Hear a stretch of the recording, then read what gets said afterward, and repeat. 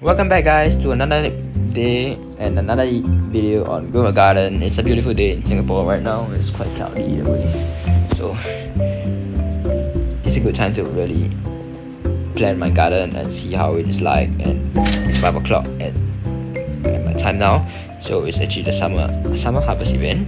So basically what this is about, to put fruits, and basically you just get very rewards as the more harvest you give to you put in the trolley there. But anyways, I think that I'm gonna place some of my harvest inside. I'm gonna help out because I feel that some people are not helping out, so I'm gonna help out with some of my harvest. And in this video, I'm also going to share how you can better to optimize my space, unlike my one and maybe some of the others players one, which is quite messy also. So I want to share some of the tips and tricks to make your garden look nice, to make your garden look really beautiful and very attractive, so that you can also gain more likes at the same time. So as you can see, there are people who are contributing to the harvest right here. So I'm gonna place them inside here. So I've got a couple of pairs here with, I think there's I have many pairs because I opened the seed pack yesterday, and there's quite a lot to do. So that's about it for my side. I don't have any more, but I'm gonna get more soon. But I want to share how you are really able to optimize your garden with enough space. As you can see, it's quite messy here. So for example, if you really want to build a house, which I have no space to build a house, what I want to do is I would expand my garden. I'm not going to expand now because I'm going to use every of my space before I really expand my garden. But you need to expand the garden. So the back half of my space, I'm planning to really build a house. As I can see, many people and many YouTubers build their houses and just look quite beautiful. And I think that I also need a house. I wouldn't want to put it in front for me because it's really not that good to put in front.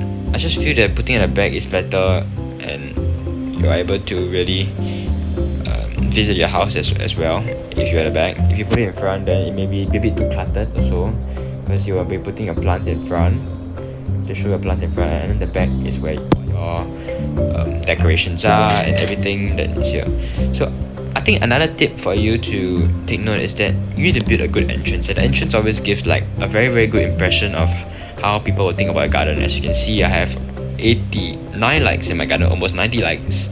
So I feel that having a good impression of a garden, which is the entry, is the most important, because it gives people a good impression of how to like. So as you can see, this entry is like a house shape. I use the honey events, which the honey decorations, the decorations to really build this. It took me quite around 15 to 30 minutes just to build this, to be exact, to the point that it's quite precise. And I feel that I also really need to improve on my entrance a bit, like maybe put some of the gateway, maybe put some decorations, put some statues, because I'm actually trying to hatch the honey crate. It's only like a 1% chance for you to hatch the honey statue, which is I think it's a statue holding a gun. And yeah, I think there's a 1% chance for you to get it. Let me show you guys. When is it? Oh, there's the common summer egg now. I'm gonna claim it also. So the common summer egg is also very useful if you really want to have this kind of starter pets. It's around $1 million. So it's also quite expensive also, to be honest. It is $1 million, and you can hatch the starfish, seagull, and crab. Currently, I only have the starfish now. I would really want to hatch the crab and the seagull also. But let me show you the honey cutter's crate. Yes, so I would really want to get this, and I really recommend you guys to really put this honey crafter's crate, which is the bee hunter statue. So this is actually very good to put it on top of any buildings, so that to make it better, to have better decorations. Other than that, I wouldn't want to get the rest because I feel that it's kind of not good. It's very boring. So the next thing you want to optimize your space is to really classify your plants. As you can see, it's quite cluttered in my garden. Classifying our plants is very important because it keeps your garden organized and well and very proper. Like for example, if you really want to have Lumira, which is this plant here, so all the Lumira you go and plant all to one side of the plot. Which is, for example, you want to plant just here only, and then after that, if you want to plant lilac, it grows many at once. So your lilac you may want to put in the middle here, just like mine here, and it's quite messy here. And the rose you may want to put at another side where you can decorate a rose into like a rectangle shape or whatever shape that you can think of. For the others, like the beans, those big plants like a beanstalk, you also want to put them together like at the back.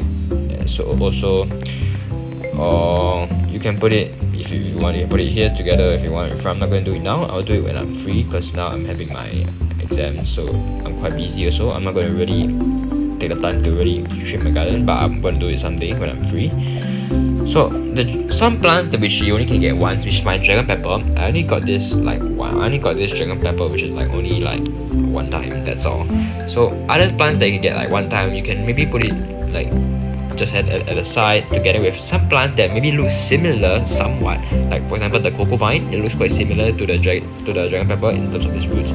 Like you don't put the plants that have like big roots like this, like big stem. Like for example the high fruit or the coconut, you don't put them together. You look at the stems and you see the size, the width, then you try to classify them together if you have not enough plants. Like the dragon pepper for example near one, so I'll put my cocoa vine and my dragon pepper together at once. Other than that, the bell pepper you can put them together. I have many. I have this the low quad. Yep.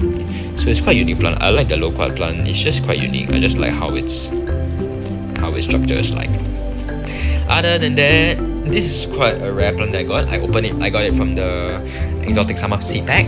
It's actually a Rosy Delight, which is actually a 4.5% chance to get it. It's quite a beautiful plant. I also wanted the elephant ears, but you'll think it's time to get it. But this is the cantaloupe, which I also got as well, and the pears, which I got multiple of them. So this space I plan to use for my elephant ears if I have some. Or if I hatch, I want to plan to use this space for my elephant ears and for other plants which are coming up in the next update. The next update will be on 28th of June, if I remember correctly. Yes, 28th of June. That will be the next update. I think there will be new plants, new seeds, maybe new events. I will post another video on my Discord to show you like on my Discord like all the updates and the leaks that I'm going to show here. So make sure to subscribe and make sure to on your notifications so that you're able to look out for my video that I'm going to be posting. I will try to post my video like every day at least once, but if I really don't have the time, I won't post. Sorry about that, because now it's my exam period. I also quite stressed, so I just play this game just for fun, just for chill. But otherwise, I really have to study for my exam. And thank you guys so much for supporting me, and I really hope that you're able to keep me in my prayers, and hope that I can ace it. But other than that, I think that's about it to have a better garden if you want to be organized.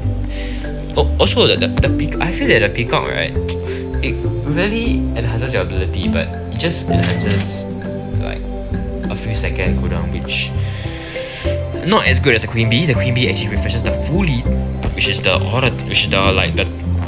entire cooldown. The peacock only entices. For mine peacock, it only like reduces the cooldown by let's just a few seconds every 10 minutes. So I feel that the queen bee will be good as a better pet. So don't use the peacock because it's really not that good based on use.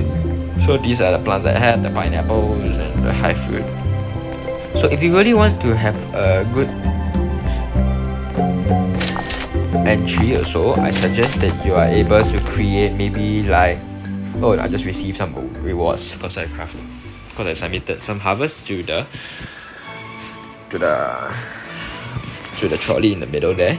But I think that to really want to have a good optimization of space, you really have to have some effort and you really need some time to really organize it.